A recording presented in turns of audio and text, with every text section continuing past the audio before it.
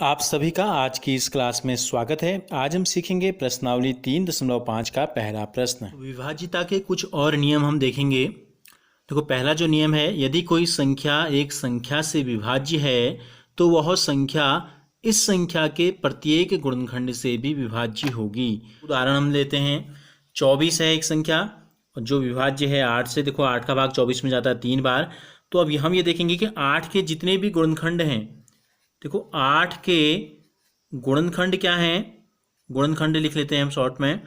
देखो, 1 है, 2 है, 4 है और 8 है। तो 24 में क्या होगा, देखो 1 का भाग तो जाएगा ही, 24 में 2 का भाग भी जाता है, 2 से भी विभाज्य है 24। देखो, 4 से भी विभाज्य है 24 और 8 से भी विभाज्य है 24। ठीक हो गया, 8 3 24। तो क्या हो गया, यदि कोई संख्या कहती 24 एक संख्या यानी कि 8 से विभाज्य है, तो यह संख्या 24 उस संख्या यानी कि 8 के प्रत्येक गुणनखंड 1 2 4 और 8 से भी विभाज्य होगी। पहला नियम तो यह है। दूसरा जो नियम है वो ये है, यदि कोई संख्या दो सहअभाज्य संख्याओं से विभाज्य हो तो वह उनके गुणनफल से भी विभाज्य होगी।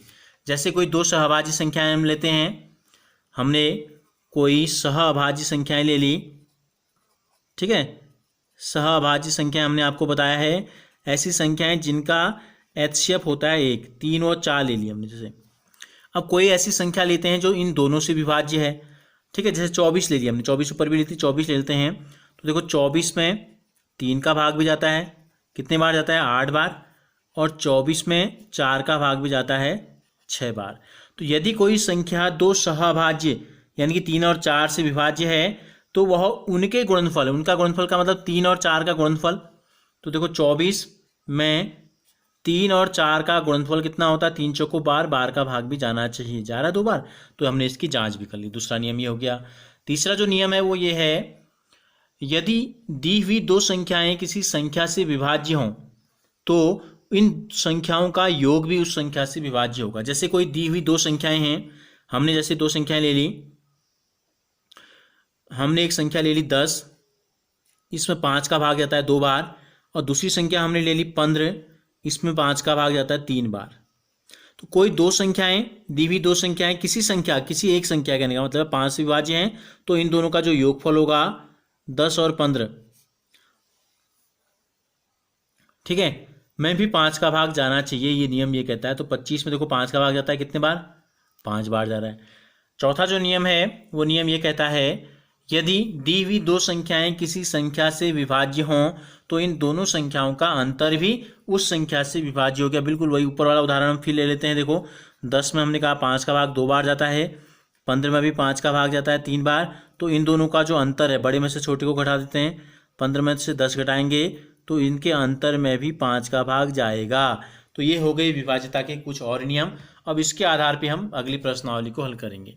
पहला प्रश्न है, निम्नलिखित में से कौन से कथन सत्य हैं, कौन कौन से कथन सत्य हैं हमको ये बताना है, या जो असत्य है वो असत्य, जो सत्य है सत्य। ठीक है, अभी जो हमने नियम पढ़े थे उन नियमों के आधार पे हम इन प्रश्नों के उत्तर देंगे। यदि कोई संख्या 3 से विभाज्य है तो वह 9 से भी विभाज्य होगी। अब देखो 3 का गुणनखंड 9 होता है, नहीं होता है, तो नियम के मुताबिक ये कथन जो है असत्य है। क्यों है, हम जाँच कर लेते हैं।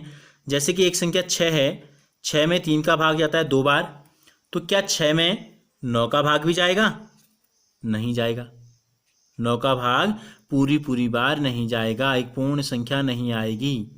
ठीक हो गया, तो इसका मतलब ये कथन कैसा हो गया, कथन हो गया हमारा असत्य। ये हमने उदाहरण से उत्तर की जांच हमने की। ठीक हो गया। यदि एक संख्या 9 से विभाज्य है, यदि एक संख्या 9 से विभाज्य है तो वह 3 से भी विभाज्य होगी, ये कथन सत्य है। क्यों सत्य, अभी हमने इसकी जांच की थी।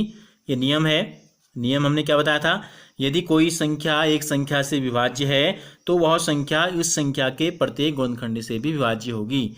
यदि एक संख्या 18 से विभाज्य है तो वह 3 और 6 दोनों से विभाज्य होगी। ये कथन भी क्या है, बिल्कुल ऐसा ही है, सत्य है। क्यों सत्य है, क्योंकि देखो 3 क्या है, 18 का एक गुणनखंड है, और 6 भी 18 का एक गुणनखंड हो गया।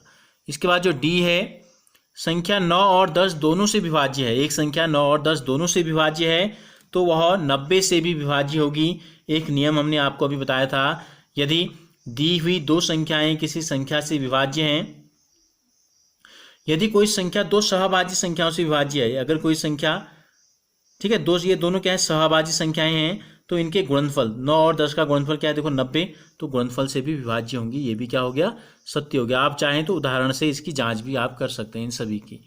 यदि दो संख्याएं सहभाज्य हों तो इनमें से कम एक अवश्य ही अभाज्य संख्या होगी। जांच कर लेते हैं, कोई भी दो सहभाज्य संख्याएं लेते हैं, जैसे हमने एक ली थी 3 और 4, ठीक है, ये हमने क्या ली, ये हमने ले ली सहअभाज्य संख्याएं हमने ले ली। देखो 3 क्या है, अभाज्य है, 4 अभाज्य नहीं है, तो ये क्या हो गया, एक संख्या क्या हो गई इसमें, भाज्य हो गई। कोई दूसरी दो सहभाज्य संख्याएं ले लेते हैं, ठीक हो गया, एक हमने ले ली 7 और एक हमने ले ली 13। ये दोनों क्या है, सहभाज्य हैं। सहभाज्य क्यों है, क्योंकि इन दोनों का जो HCF होगा वो 1 आएगा, ठीक है, यानी कि 1 के अलावा इन दोनों में किसी अन्य संख्या का भाग नहीं जाता है। तो अब इनके गुणनखंड देखो क्या है, इनमें से दोनों अभाज्य हैं। अब इनमें क्या है, इनमें तो दोनों अभाज्य हैं। एक उदाहरण और ले लेते हैं, एक हमने ले लिया 11, एक हमने ले ली 12। अब देखो ये भी दोनों सहभाज्य हैं और इनमें क्या है, एक संख्या क्या है, इनमें अभाज्य है। तो कथन क्या कहता है, कथन ये है, यदि दो संख्याएं सहभाज्य हैं तो इनमें से कम एक अवश्य ही अभाज्य संख्या होगी। तो देखो एक इसमें भी है, कम से कम एक इसमें भी है और एक इसमें भी है, तो इसका मतलब ये कथन जो है आपका, कथन क्या है, सत्य है। 4 से विभाज्य सभी संख्याएं 8 से भी विभाज्य होंगी अवश्य ही, ये कथन जो है असत्य है। असत्य इसलिए है क्योंकि देखो 8 जो है 4 का एक गुणनखंड नहीं है। देखा, जैसे हम देखें 4 से विभाज्य सभी संख्याएं, 4 से विभाज्य कौन है, 4 से विभाज्य है, लेकिन 4 8 से विभाज्य नहीं है। 8 से विभाज्य सभी संख्याएं 4 से विभाज्य होंगी, ये कथन क्या है, सत्य है। क्यों सत्य है, क्योंकि 4 जो है 8 का एक गुणनखंड है।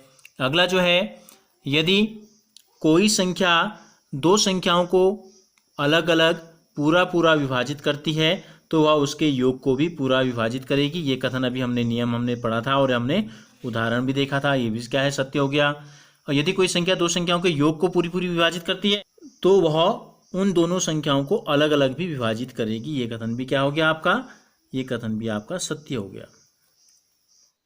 अगर आपको ये वीडियो अच्छा लगा तो इसे ज़रूर लाइक कीजिए और हमसे जुड़े रहने के लिए चैनल को सब्सक्राइब कर बेल आइकन को ज़रूर प्रेस कीजिए। और अगर आपने इससे पहले के वीडियोस नहीं देखे हैं तो इस वीडियो के डिस्क्रिप्शन में लिंक दिया गया है, आप उसे क्लिक कीजिए।